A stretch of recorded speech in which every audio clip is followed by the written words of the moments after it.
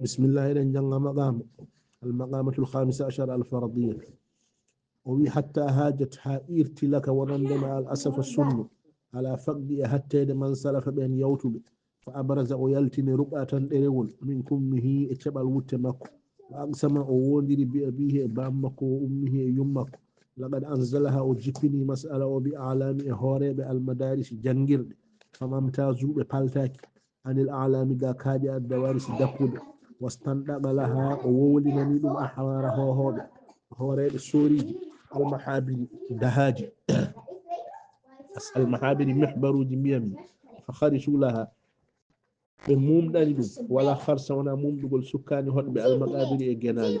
فقلت لي من ارنيها هولم دم فعل فلعلي يا ممين اغني فيها مهجه هين فقالوا لي ما ابعدت اودناك في المرام دباند فرب رمية هوي ورلند من غير ذا من امراك برلين ثم ناولنيها سلك ويدي من فإذا المكتوب فيها تمن من داهن أيها العالم الفقيه الذي فاق ذكاء فما له من شبيه أيها العالم إيه ما غندو الفقيه خوريج وني بامدو الذي فاق ذكاء ددو جوجري فما له ألنام من شبيه ننديدو أفتنا هم بتمن أفتنا في قضية هذا عنها كل قاد وحار كل فقيه أفتنا هم بتمن في قضية مسألة هذا عنها أوني مغا مسألة وكل قاد كلا نياوو وحار ويمي كل فقيه كلا غندو رجل مات عن أخي مسلم حر تقي من أمه وأبيه رجل مات غوركو غوتو ماي عن أخي أتي بنديكو مسلم جولدو هرنين ديمو تقي كل الله من أمه موجيد يم وأبيه بابا وله زوجة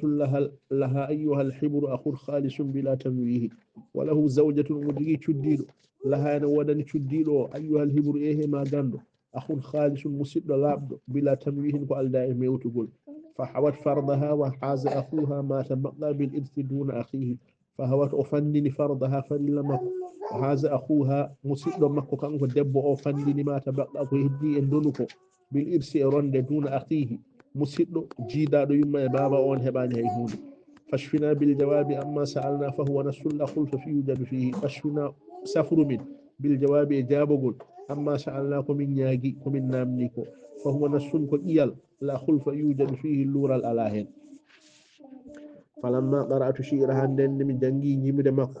ولمحت سرها لقي سر مكو قلت له بيمومي على الخبير بها وكمبت وسقط تبكيدا وعند ابن بجدتها كبي بود حدا تبو جيبدا إلا أني مضطرم الأحشاء سنة كم